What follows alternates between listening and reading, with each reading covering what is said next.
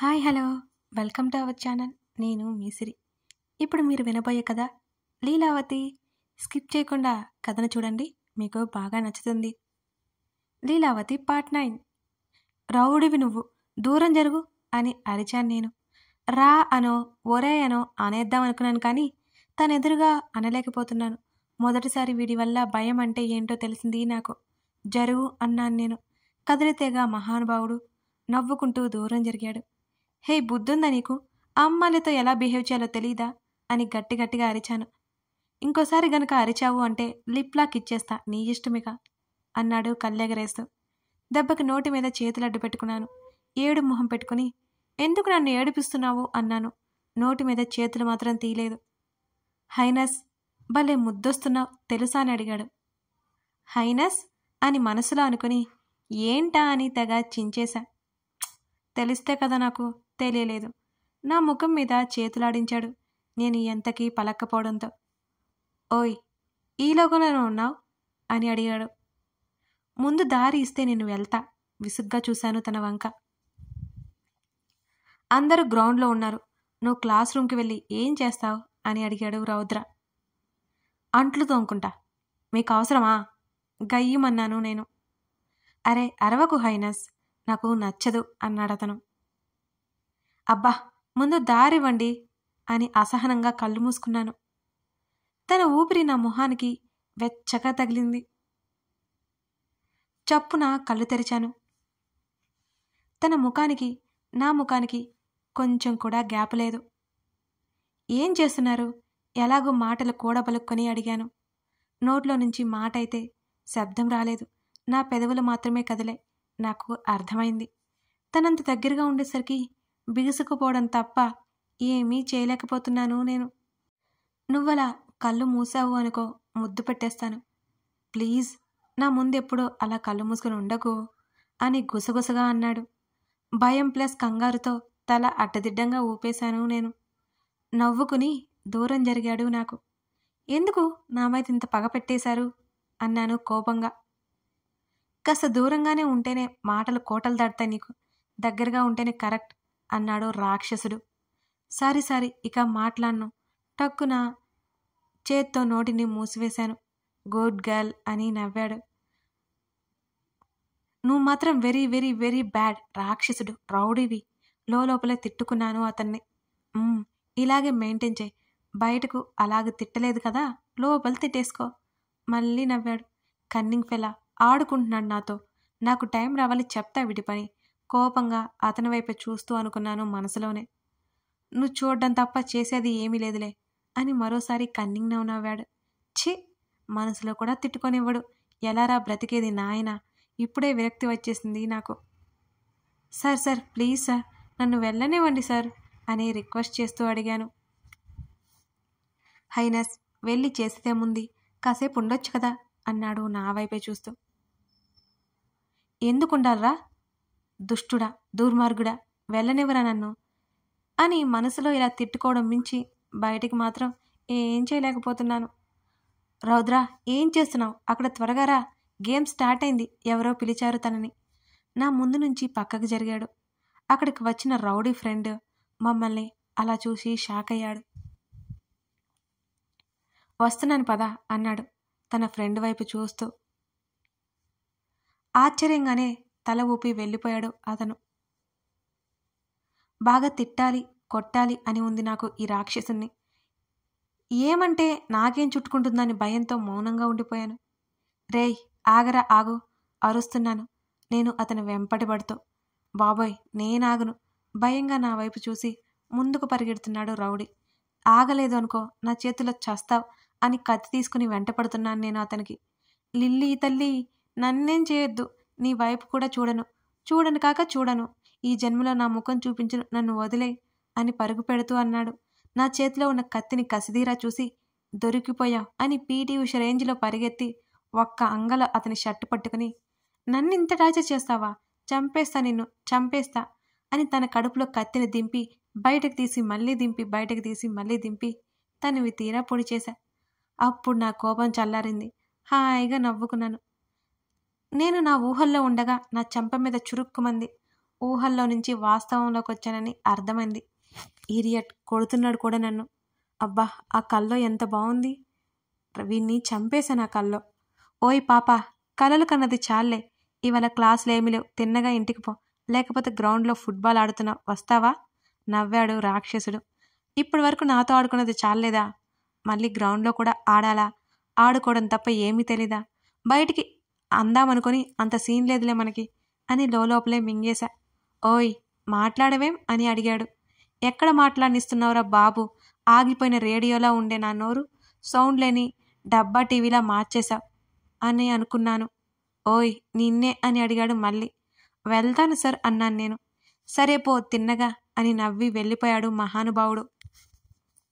దేవుడా అనుకుంటూ ఊపిరి పీల్చుకున్నాను నేను. సువిధ కనబడడం లేదు ఇవాళ. కాలేజ్కి వచ్చిందా రాలేదా?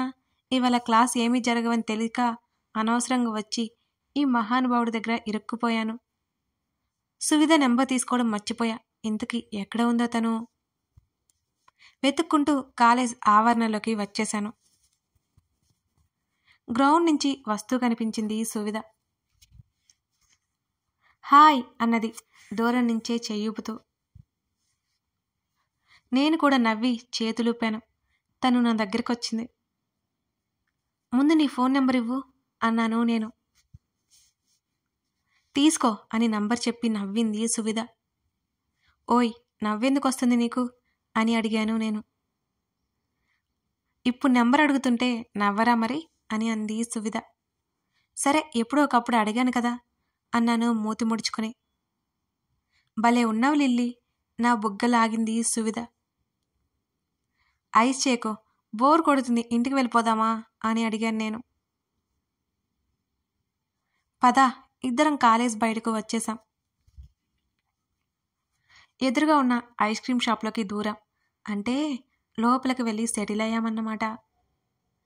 ఐస్ క్రీమ్ ఆర్డర్ ఇచ్చేసి పిచ్చాపాటి మాట్లాడుకుంటూ ఉన్నాం. హాయ్ అంటూ ఎవరిదో స్వీట్గా వాయిస్ వినిపించింది. ఇద్దరం తలలు తిప్పి చూసాం. తెల్లతోలు సార్, సారీ కౌటిల్య సార్ నవ్వుతూ కనిపించాడు. హలో సార్, నేను చెయ్యి ఊపాను. మా దగ్గరికి వచ్చి టేబుల్ దగ్గరే కూర్చున్నాడు.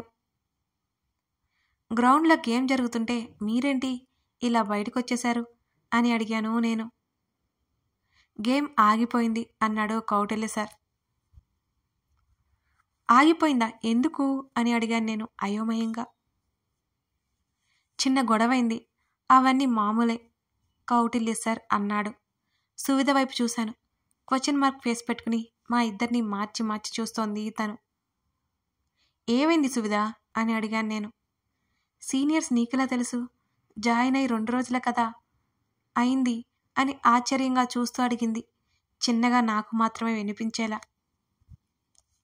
ష్, అరవకు, ఆ కథంతా తర్వాత చెప్తాను అని అంతే మెల్లిగా సువిధతో చెప్పి, ఐస్ క్రీమ్ తింటారా సార్ అని అడిగాను నవ్వుతూ.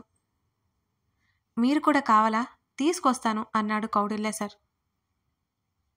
మేము ఆల్రెడీ ఆర్డర్ చేశాం అని నవ్వాను నేను. హహా, సరే, నాకు కూడా తెచ్చుకుంటాను అని కౌటిల్య కౌంటర్ దగ్గరికి వెళ్ళాడు. లిల్లీ, అసలేం జరుగుతుంది? నిన్నేమో రౌద్ర సార్, ఇవాళేమో కౌటిల్య సార్. నీకు ముందే పరిచయం వీళ్ళిద్దరూ? ఆత్రపు పక్షి ఆపుకోలేక అడిగింది సువిధ. అబ్బా సువిధ, అవన్నీ తర్వాత చెప్తానని చెప్పాను కదా. ఐస్ క్రీమ్ వచ్చింది, హాయిగా తిను. ఇప్పుడే వేరే తీసుకొచ్చి ఐస్ క్రీమ్ తీసుకొని ఓపెన్ చేసి తినడం మొదలుపెట్టాను. తింటూ సువిధ వైపు చూశాను. ఇంకా క్వశ్చన్ మార్క్ ఫేస్ పెట్టుకుని నా వైపు చూస్తూ కనిపించింది పాపం. మంచిది, చాలే కానీ తిను సువిధ, తర్వాత చెప్తాను అన్నాను కదా. ఇప్పుడు ఈటింగ్ టైం అని నా పని నాదే అన్నట్టు తినడం మొదలుపెట్టాను. అని తను తినడం మొదలుపెట్టింది. కౌటిల్య సార్కి ఫోన్ కాల్ రావడంతో మాకు చెప్పేసి ఇంటికి వెళ్ళిపోయాడు. బాయ్ అని చెయ్యూపి చక్కగా ఐస్ క్రీమ్ మేసే పనిలో పడిపోయాం. సరే లిల్లీ, నేను స్కూటీలో వెళ్ళిపోతాను, నువ్వెలా వెళ్తావు అని అడిగింది సువిధ. మళ్ళీ తనే, పోనీ నన్ను డ్రాప్ చేయమంటావా అంది.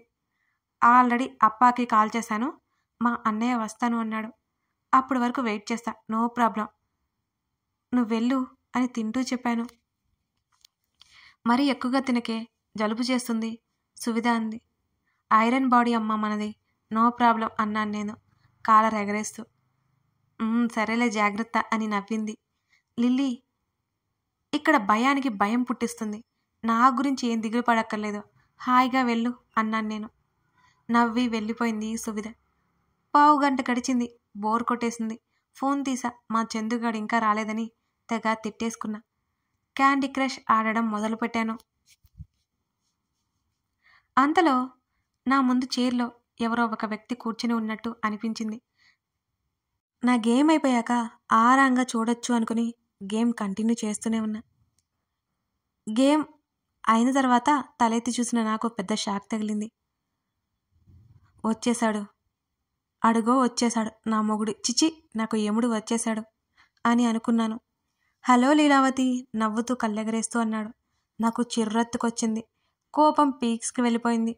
నా ఇన్నర్ నువ్వేమి చేయలేవు, మూసుకుని కూర్చో అని తెగ టాకింగ్ అది. పద అన్నాడు పైకి లేస్తూ. ఎక్కడికి అని అడిగాను కంగారుగా. అలా బయటికి వెళ్దాం హైనస్ అన్నాడు మృదువుగా. ఎలా మాట్లాడడం కూడా వచ్చా ఈ మహానుభావుడికి అని లోపల అనుకుని, సారీ అండి, నేను రావడం కుదరదు, మా అన్నయ్య వస్తున్నాడు, ఇంటికి వెళ్ళిపోవాలి అని పాఠంలాగా అప్పచెప్పేశాను అతనికి. లోపలైతే పిచ్చి కంగారుగా ఉంది నాకు. మహానుభావుడు మళ్ళీ ఏ ఉపద్రవం తీసుకొస్తాడో అని భయంగా ఉంది. దేవుడా నువ్వే కాపాడు నన్ను ఇతని నుంచి అని మనసులోనే మొక్కేసుకున్నాను. అంతలో ఫోన్ మోగింది. అదొక ఇంగ్లీష్ సాంగ్. గజిబిజిగా గడిబిడిగా ఉంటుంది. ఏం పడది, చండాలంగా ఉంది అని అన్నాడు రాక్షస్. నా ఇష్టం, నీకెందుకురా బాబు అని మనసులో అనుకుని కోపంగా చూస్తూ, నాకు నచ్చింది సార్ అన్నాను పైకి. వెళ్దామా అన్నాడు. ఫోన్ లిఫ్ట్ చేసి చెవి దగ్గర పెట్టుకున్నాను. లిల్లీ, మీ కాలేజ్ ముందు ఉన్నాను, త్వరగా రా. మా చందుగాడు ఫోన్లో టాకింగ్ అన్నమాట.